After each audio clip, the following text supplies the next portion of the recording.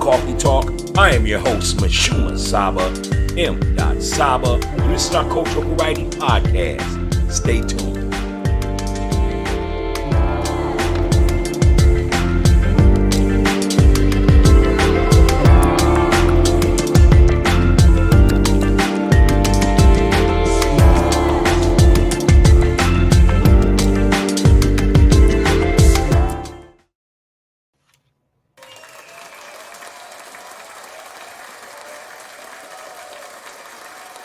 Peace.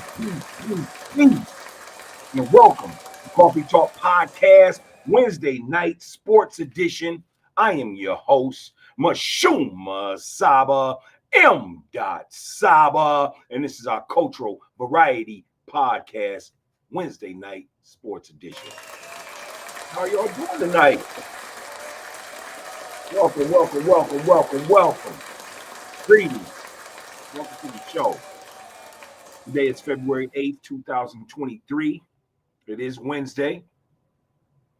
And this is our Wednesday night sports edition that we podcast every Wednesday. And tonight, we got a great show lined up for you tonight. There's a lot of stuff going on in the world of sports right now. And it's also a big weekend. These next 2 weekends is a big weekend for sports. And so, you know, Coffee Talk Podcast, we like to go ahead and bring you the flavor. And we like to go ahead and keep you current on what's going on in the world of sports. We don't really care about, let me back up. We're not your typical sports show where we care about wins and losses, but we definitely love to pay homage to our ancestors. And we also like to pay homage to our athletes and the different intricacies that goes on behind the scenes of the world of sports. So we are here tonight. But enough of that. How are you doing today? If you are doing well, go ahead and let me know that you are doing excellent. If you're not doing excellent, go ahead and say you are doing great. If you are feeling well, go ahead and say you're feeling well. If you feel like you need a do-over, go ahead and let us know you need a do-over. We are here to listen. We are here to, be a shoulder for you to lean on, as well as an ear to listen to you. You can always inbox the show. We do appear live. So if you're on Facebook, you're probably catching us on Facebook Live. You can definitely leave us a comment and we'll come to you. And if you're on YouTube, leave a comment and we can figure it out on how we can get in contact with you. If there's things that you just want somebody to listen to, you need somebody to talk to. That's one of the things that we do here at Coffee Talk Podcast as well, is that we really care about our viewers and our supporters of our show.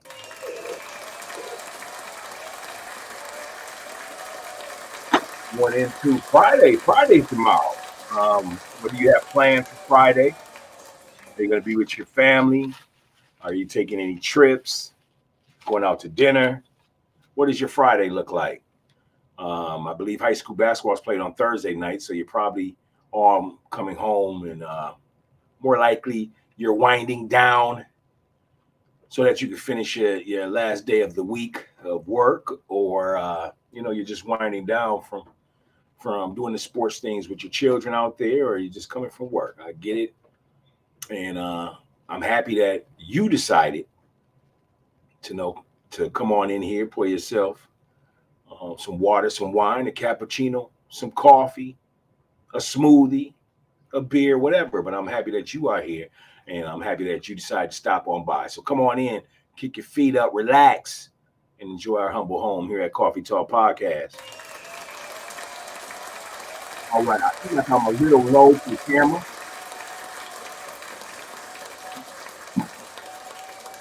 All right, that feels a little bit better right there. All right, so let's go ahead and get right into the world of sports. As you know, today is the last day of the NBA draft, actually, all the way up till midnight. So we're going to definitely talk about that. There's been a trade that we want to discuss with KYRIE. But before we even start the show, we never start a show without giving it its flavor and its wise words. So today we're going to go ahead and take it easy. We do this from time to time, but tonight's flavor is a your choice night. You go ahead and pick the flavor. You go ahead and put it in the comments and let us know what you sipping on, what you drinking on, what you pouring, you know, whether that's water, wine, cappuccino, coffee, beer, smoothie, whatever you do. Let us know what you're drinking on. What's the flavor? What's the flavor? Let us know. Tonight, my flavor, since we're having open choice flavor tonight, my flavor tonight, again, is French cappuccino. I've been on my cappuccino a lot lately. One is because, you know, we're in the Twin Cities and we're starting to warm up now, but you still got a lot of ice. You got a lot of water right now because things are thawing out, and you still got a lot of snow. Not no cold snow, but it's just snow everywhere because we definitely had a year of a lot of snow. And, you know, I'm ready to get into the spring. So we almost there, man. We reached a high of 40 and say it's going to be 40 all week. So we thawing out, man. You know, we're halfway done, baby. But I will say this, Minnesota has bipolar weather, so we're bound to get hit with another snowstorm late February, I would assume. Hey, if you're not from the Midwest, yo, that's how it goes, man. We always get hit when we think we're out of it and we think that we're starting to warm up and all that. Boom, that's when we get hit. Yeah, so a lot of y'all don't want to come north, huh? All right, so that's today's flavor. It's your choice flavor tonight here at Coffee Talk Podcast, Wednesday Night Sports. My flavor for the night, again, is French cappuccino. What's your flavor? Go ahead and leave that in the comments. Let us know what you're drinking on, what you're sipping on, what you're pouring. You know what I'm saying? And also, again, welcome to Coffee Talk Podcast. Now, the wise words, however, the wise words is by one of our great scholars, one of our great scientists, and that is Dr. Neil deGrasse Tyson. Dr. Neil deGrasse Tyson. And we're going to go ahead and talk about his wise words for tonight. If you don't know who this gentleman is, you should know. Your kids should know. You should start telling your kids about this guy. He's one of ours, and it's great to see a black male as a scientist, one of the top scientists, if not the top scientist, not only just in the world, but in the country as well, in the country and in the world, I should say. He is definitely high-level scientist in that department. But Dr. Neil deGrasse Tyson said this. He said, "I dream of a world where the truth is what shapes people's politics, rather than politics shaping what people think is true." We're going to say that again.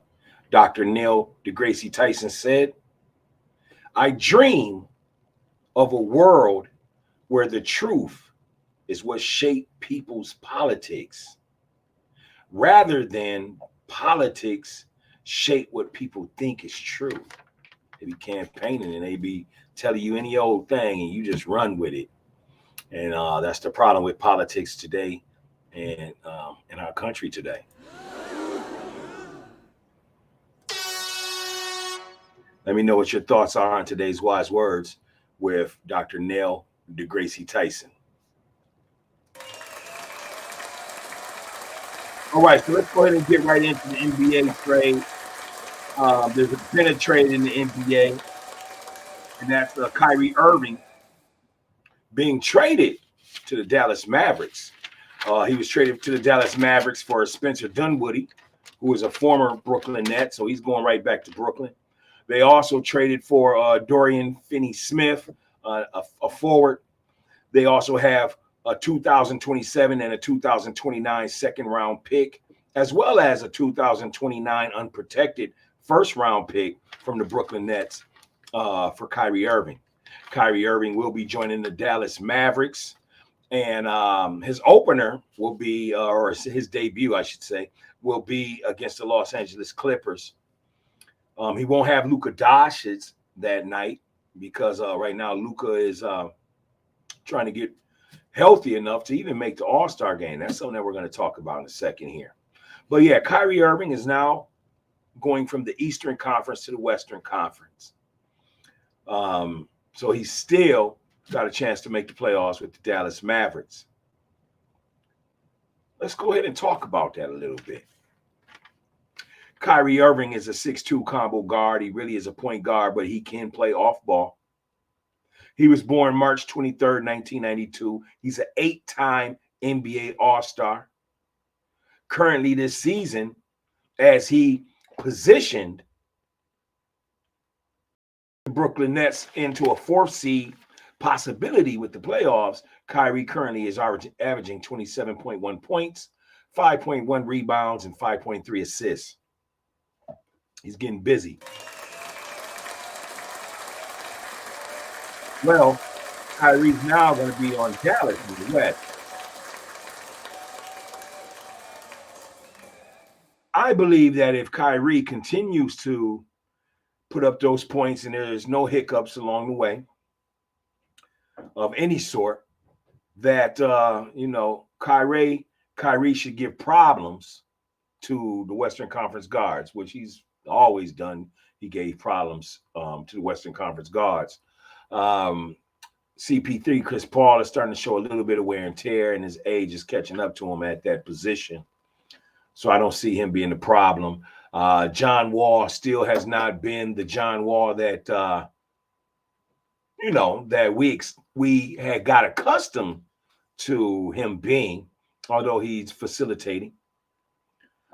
But Kyrie right now is the most dominating guard in the West. Now, a lot of you may say, hey, what about Steph Curry? And yeah, we know Steph Curry is one of the greatest shooters, if not the greatest shooter in NBA history. But we all know that his defense ain't nowhere near where Kyrie's defense is. And they're always about the same as far as offensively. So that's why I say Kyrie is the most dominant point guard over there in the Western Conference. But once Luka Doncic is healthy and he returns, another ball-dominant player, a great player, by the way, averaging 30 points a game, you have to wonder, how's that going to work? Why? Because they're both ball-dominant. Kyrie, I'm in favor of it because he can play off ball. However, Luka Doncic can't play off ball. He has to have the ball. And not only that, some of my worries with this backcourt is that Luka Doncic don't play defense. We all know that. So you're expecting Kyrie to be a guard, and a lot of times when Luka Doncic is out, and as well as be a combo guard, be the 2 guard. And he fits well at the 2 guard. He played along with LeBron James, who is another ball dominant player. However, the difference between a LeBron James and a Luka Doncic is LeBron James plays defense. Even in his 20th year right now, he's starting to slow down a little bit defensively. He's not being asked to do as much defensively, even though he does, because he's surrounded by a bunch of guys that are not fully developed in the league yet. But he is a better defender than Luka Doncic. So I'm really concerned and curious as to how that's going to work in Dallas. Now, what I would like to see, I would say, is that Kyrie go ahead and finish out this season, and then let's get you over to the Lakers. Now, I'm not a fan of the Lakers. I don't really have a specific team. I'm a Timberwolves fan, I don't have a team outside of the Timberwolves as I used to when we used to cheer for the Chicago Bulls, and the Lakers. Lakers are from my home state of Minnesota. So, but I don't have a big rah-rah. I need to be, I'm a diehard fan. No, I'm not really a diehard fan of any NBA team. But if I had to pick one, I'm going to ride and die with my Minnesota Timberwolves currently. Kyrie Irving, what is your thoughts on Kyrie going to the Dallas Mavericks? Go ahead and leave a comment. Let us know what your thoughts are. What did you think of the trade? Do you think that the Brooklyn Nets getting Spencer Dinwiddie back and Dorian Finney-Smith going to help a guy like KD? I believe so. I think they can continue winning. Are they a championship caliber team? We have to wait to see. This is a chance for Spencer Dinwiddie to come back to Brooklyn to play good ball. He played good ball here. Now you got to understand, Spencer Dinwiddie used to play good ball in Brooklyn along with D'Angelo Russell for the Timberwolves, D-Lo. And, so it's good to see Spencer Dinwiddie back in Brooklyn. He will be able to showcase more of his offensive game because he's going to have to score. Darian Finney, I believe, is going to help the Brooklyn Nets as well defensively and rebounding. He's another guy that could compete against the Draymond Green types. But I wonder how he's going to perform against the Milwaukee Bucks and also up and down team like the Boston Celtics. That's we wait to see that on that. Do you believe that Kevin Durant is going to, over the summer, ask to be traded? Would Brooklyn Nets even consider it? You could get a lot of picks for him. And right now, with a lot of guys showing their wear and tear, I know a team like Phoenix would love to get a guy like Kevin Durant. A lot of people say Boston would love to get Kevin Durant. I don't want to see Kevin Durant in Boston, but I'm a little biased. The reason why I don't want to see Kevin Durant in Boston is because I just don't like the uniforms. I don't like the green. I like when they play in their black jerseys or whatnot. And they do got some cool green ones though. They got the green and gold little outfits or whatever. But I just don't like to see KD in green. You know what I'm saying? I would love to see KD go back to Golden State, rock that gold. That gold jerseys or the black and gold jerseys, whatnot. You know what I'm saying? And he's going to have better players around him if he was to go back to Golden State. Not to take anything away from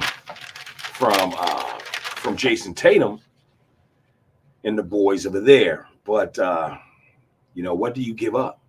What do you give up for Kevin Durant if you're a Boston Celtics team?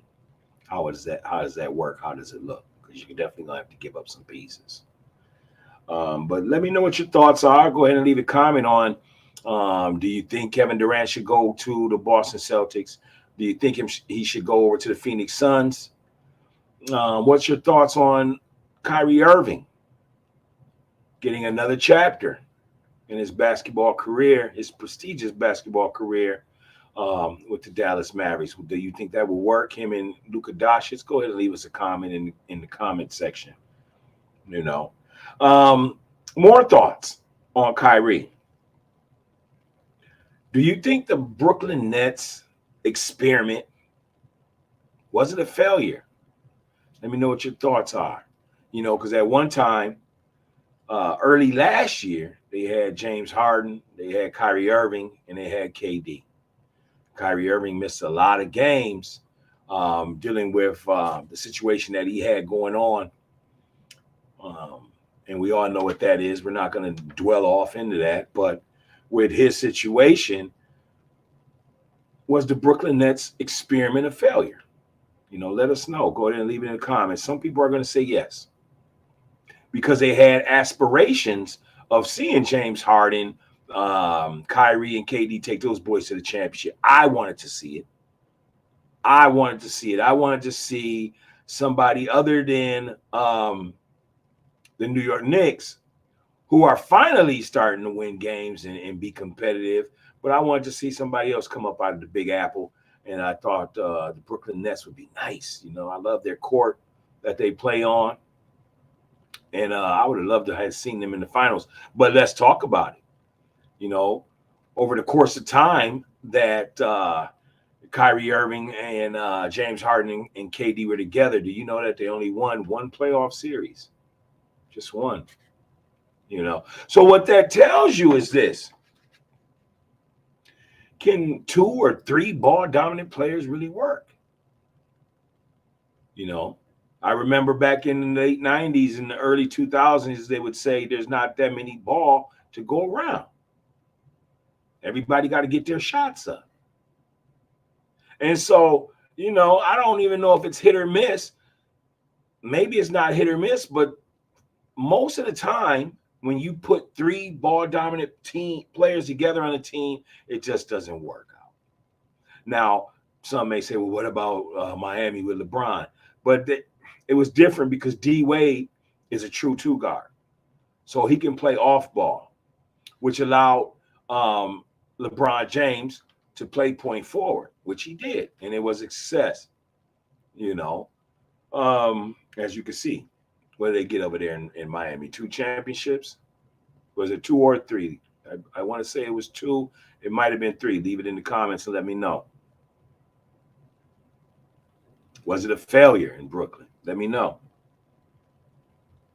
But do you think now without Kyrie coming out East, do you think that the Brooklyn Nets has what it takes to be the top seed like the Milwaukee Bucks, to be a 2 seed like the Boston Celtics? Go ahead and leave that in the comments. All right. Kyrie Irving's now with the Dallas Mavericks, and we'll wait to see what that looks like. I'm definitely interested in seeing his debut, and he's been playing a great basketball. Kyrie Irving, as you all know, was selected to the NBA All-Star game for NBA All-Star Weekend, which is going to begin February 17th through February 19th.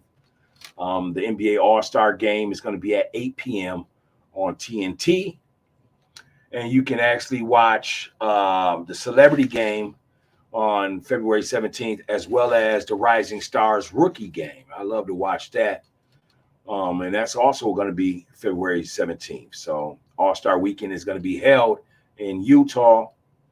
And this year, as they did last year, it's open market, meaning that they have the players selected to play in the All-Star, the starters and the reserves, and then they have 2 captains who are the highest vote getters select, like pickup ball, select who they want on their team. So sometimes you get a mixture of, you know, East and West players playing together, you know. So it's definitely going to be a good game. What we have right now representing the East is Greek Freak, Kevin Durant, Kyrie Irving, Jason Tatum, and Donovan Mitchell. Out of the West, we got LeBron James, Nikola Jokic, Luka Doncic, Zion Williams, and Steph Curry. Now, here's what's intriguing.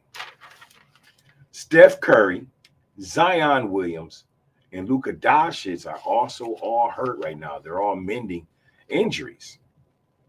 So, you know, I haven't watched any TV today. I don't know if they picked any reserve players to fill in for those 3, but it's getting interesting. So I'm sure we should know sometime by next week if those 3 players are gonna play.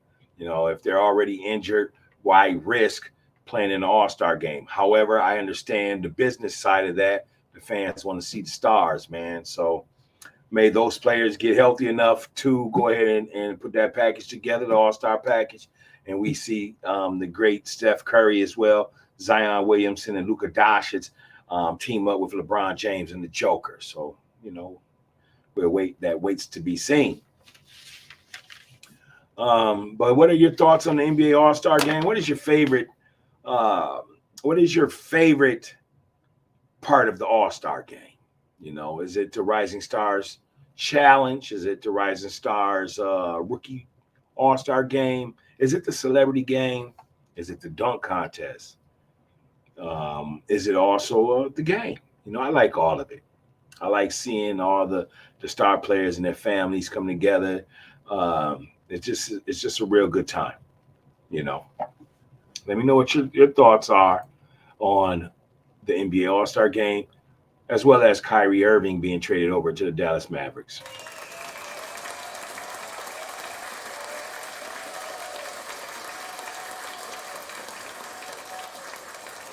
All right. Next segment here on Coffee Talk Podcast, we're going to go ahead and talk about the great KAREEM Abdul-Jabbar, as his record has finally been broken. One of the greatest records that stood the test of time, man, as far as it was a record for 35, 38 years. it stood with Kareem being the greatest scorer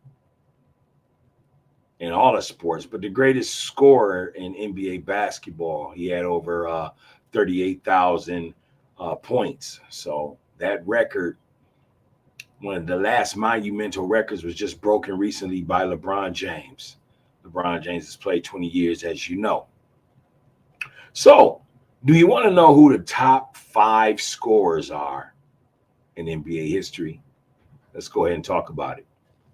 LeBron James is now the #1 guy in NBA history to put up the most points.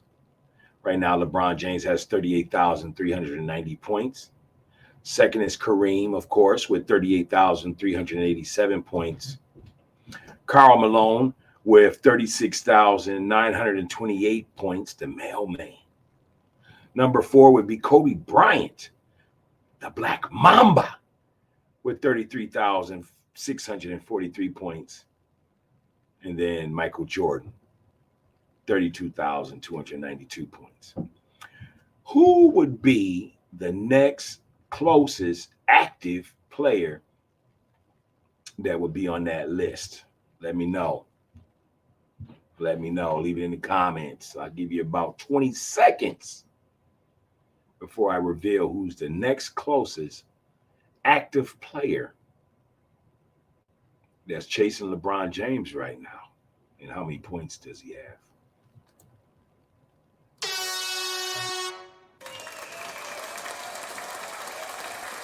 All right, 10 more seconds. Go ahead and leave that in the comments. Who do you think is the next highest scoring person in the history of NBA? Active player that's right behind LeBron James. Active player. So you know Kareem is second in history, but all the guys from Kareem on down are retired and not playing. So there's one other active guy that's behind LeBron James. Who is that guy? Tell me what conference he's from. Tell me what team he plays on. Tell me who the player is. You know, do a little research. Get on in there, find that out. Go to Google, find that out. You got 5 more seconds to leave that comment.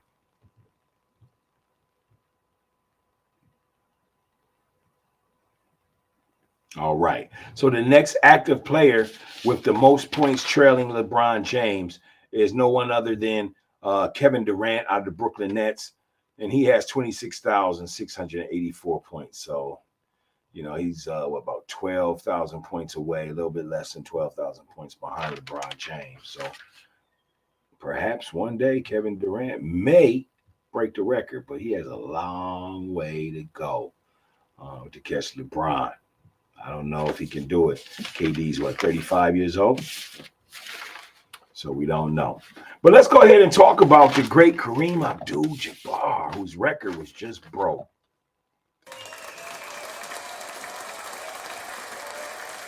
The great Kareem Abdul-Jabbar. Used to be known as Lou Alcindor. And he went ahead and he changed his name back in 1971. That's when he started going by Kareem, which is his Arabic name, his Islamic name. And so, yeah, we call him Kareem, the captain, number 33. Kareem is 7'2", and he was born April 16th, 1947. His career expands from 1966 to 1989. Kareem Abdul-Jabbar attended high school in New York City, New York. He went to a school called Power Memorial Academy. Ain't that a strong name for a school, especially a basketball school? Power Memorial Academy.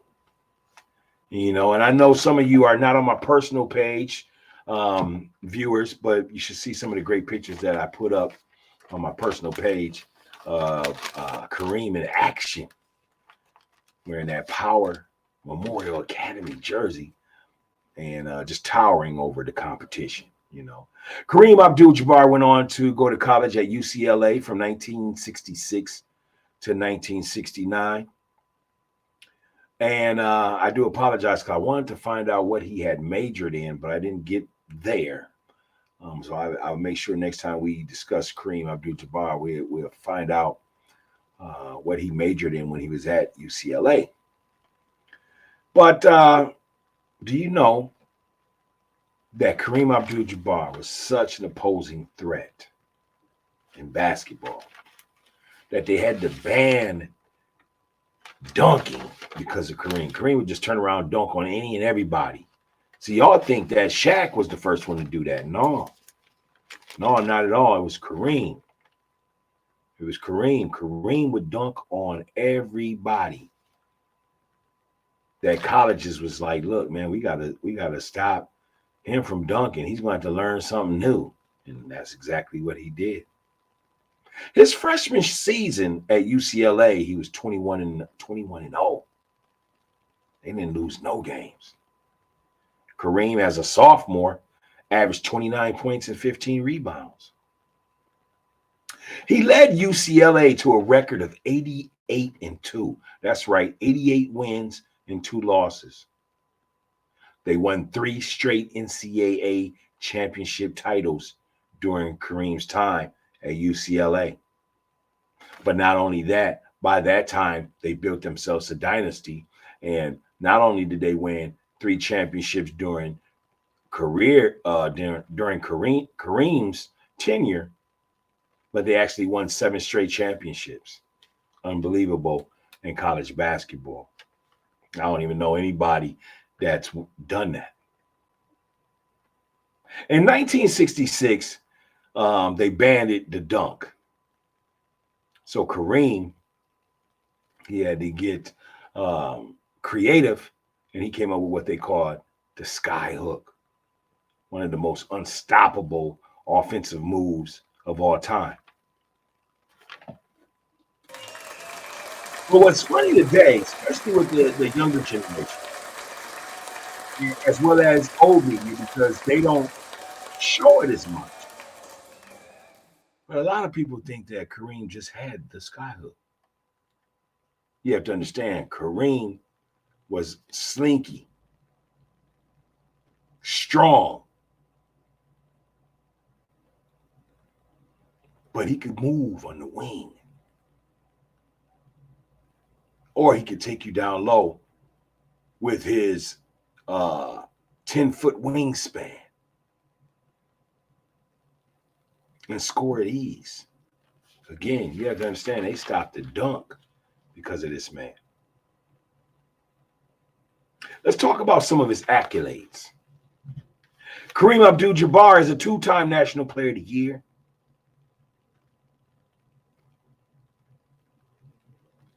And KAREEM at UCLA could not dunk. He started dunking the final 2 years of his varsity years at UCLA.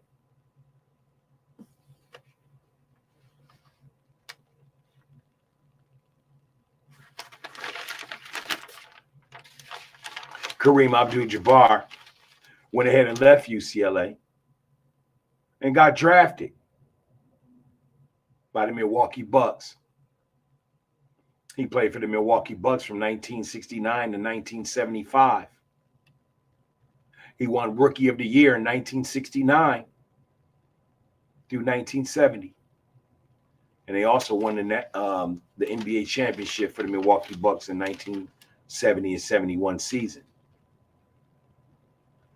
He was a monster offensively and defensively in the NBA. The greatest player ever. While at UCLA, KAREEM, the most points he's ever scored in a game during his college years was 61 points in college. His highest scoring average was 29 points a game back in the 1967 season. I stated KAREEM had been drafted by the Milwaukee Bucks from 1969 to 1975, where he won Rookie of the Year and also won a championship. Later, KAREEM would go on to be traded and go to the Los Angeles Lakers, where he played for the Los Angeles Lakers from 1975 to 1989. Kareem Abdul-Jabbar is a 6-time NBA champion, winning the national title in 1971, 80, 82, 85, 87, and 1988. He's a 2-time Finals MVP in 1971 and 1985. He's a 6-time NBA MVP, 1971, 72, 74, 76, 77, 1980, 1981, 1984, 1986. He's a 19-time NBA All-Star from 1970 through 1977 and from 1979 through 1989. He's a 5-time All-Defensive Player from 1974, 75, 1979 to 1981. I already mentioned he won NBA Rookie of the Year. He is a 2-time NBA scoring champion in 1971 and 1972. A 4-time NBA blocks leader. Kareem's jerseys, number 33, are retired in Milwaukee and Los Angeles, the 2 teams he played for and won championships with. In college, Kareem, again, was a 3-time NCAA champion from 1967 through 1969, as well as a 3-time National Player of the Year from 1967 to 1969. These are just some of his accolades. There's many more. But tonight, we celebrate Kareem Abdul-Jabbar as being on the Mount Rushmore of one of the greatest 5 players to ever play the game. Some people will say that's opinionated. Some didn't see Kareem play. Your parents did. Your uncles did. Your grandfathers did. But I think Kareem Abdul-Jabbar, just off of the little film that they do show from time to time, to me, I think he was more of a offensive threat compared to a Bill Russell. I think his biggest challenge was a Wilt Chamberlain. And in some cases, argumentatively, some would say that Kareem Abdul-Jabbar used to get the best of Wilt. But Kareem also stated that he learned a lot from Wilt Chamberlain. There's a story, a short little story about Kareem from several players. And I want to go ahead, before we end this show, take up another 5 minutes of your time, maybe less, just to read 2 pages about the great Kareem Abdul-Jabbar. This book is titled Stand Tall. Stand Tall, the Lou Alcindor story. All about your boy Kareem. Make sure you check that out. We're going to go ahead and take a short read. Give me 1 second here.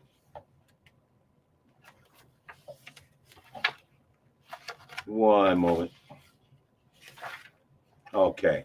From chapter 11 called Advice. Advice. Chapter 11. This is a very short read.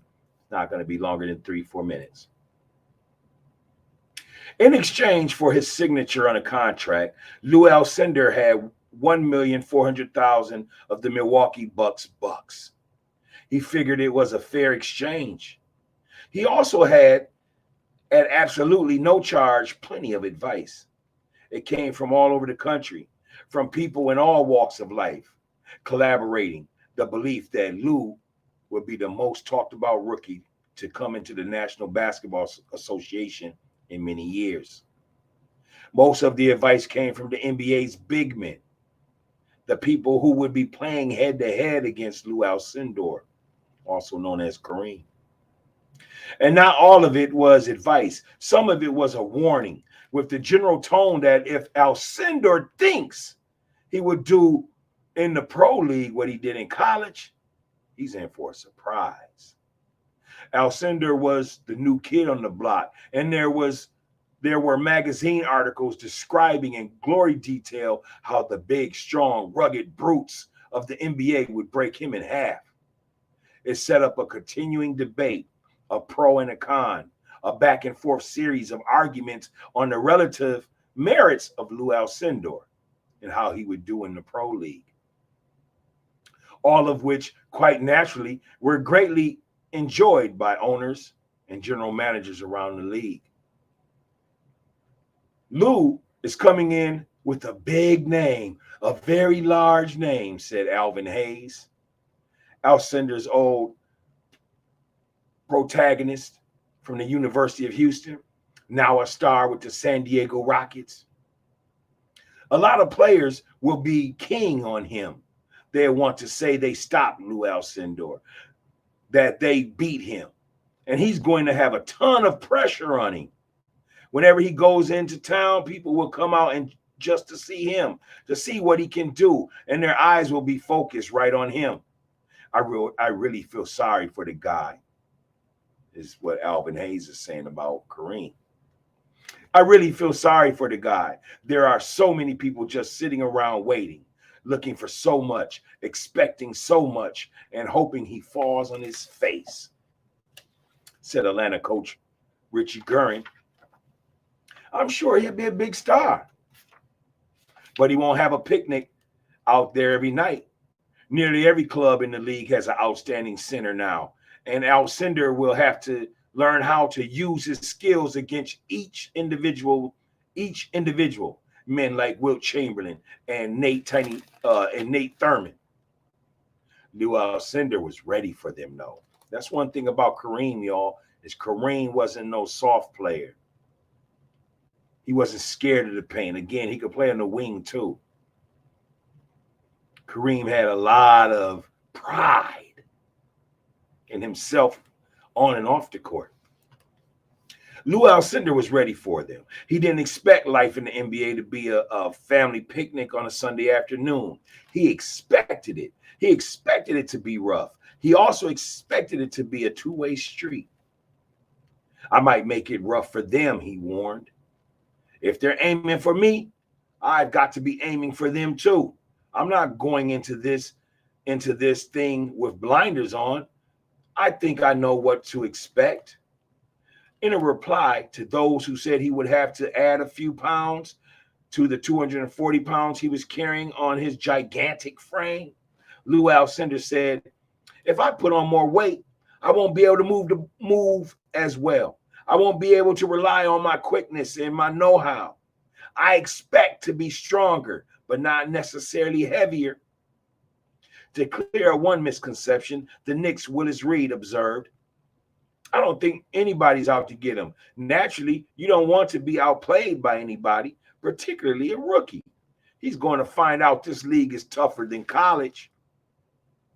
There's more pushing, more shoving, more hitting. All I know about Lou is that he's tall, and as far as I'm concerned, he's just one guy I have to worry about. I just have to go out and do the job. It means I have to work a little harder to make a living. He's a great player.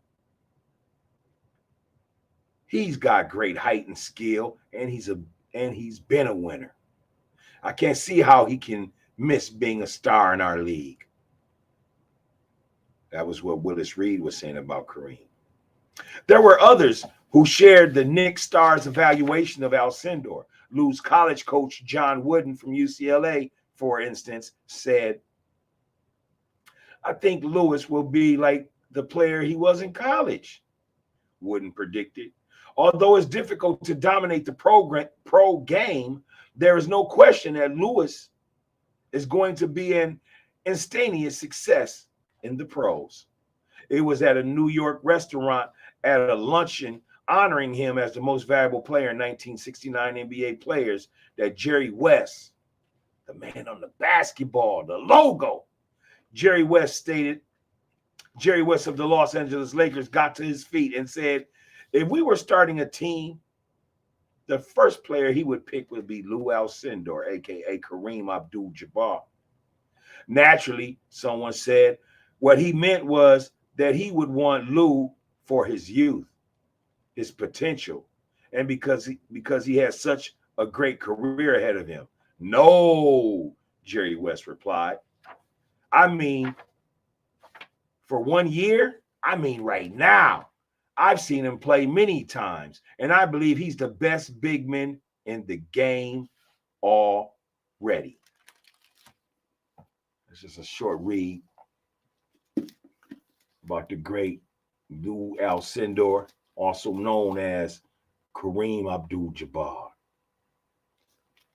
If you want to study more on Kareem, definitely go to your nearest bookstore, go to Amazon, or go to any people that have books and make sure you check out Kareem. We honor Kareem Abdul-Jabbar tonight, the second highest scoring player in NBA history whose record was broke last night by the great LeBron James. Kareem Abdul-Jabbar has a 38,387 total points for his career, and LeBron James just broke his career or broke his record last night, and LeBron James now has 38,390 points.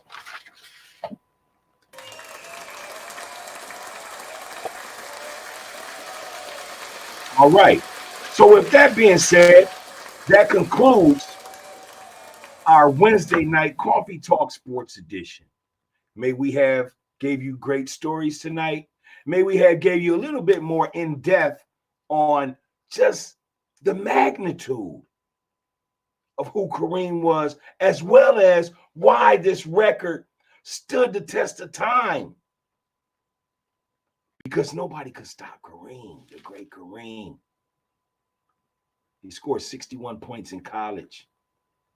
He averaged just slightly under 30 points a game.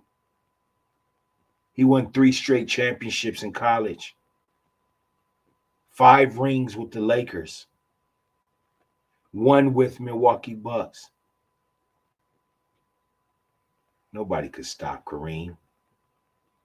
Today, some of the young kids think he was old in those times of film, because he didn't, kids are used to seeing guys with the nice haircuts and the whole nine. They didn't start doing that until the 21st century. Kareem was young back then. So tonight, we pay homage to one of our greatest athletes, that is Kareem Abdul-Jabbar. We want to salute him on being an inspiration to athletes all over the world. We want to salute him for being a part of the civil rights movement. We want to salute him for being a brother that was willing to go out and sacrifice just so that he can gain knowledge of self. And that's exactly what he did. He was more than an athlete. He wasn't a shut up and dribble athlete. So tonight on Coffee Talk Podcast, we want to thank Kareem Abdul-Jabbar. We also want to pay homage to LeBron James. Big ups to you, LeBron. Continue your success in the league for as long as how much is left. And we want to thank the viewers tonight, the supporters that always tune in every Wednesday to check out our sports show. This is Coffee Talk Podcast. And I want to go ahead and hit you with the universal peace sign as I edge myself up out of here. But I want to say to y'all, peace. And thank you for tuning into the show, Coffee Talk Podcast.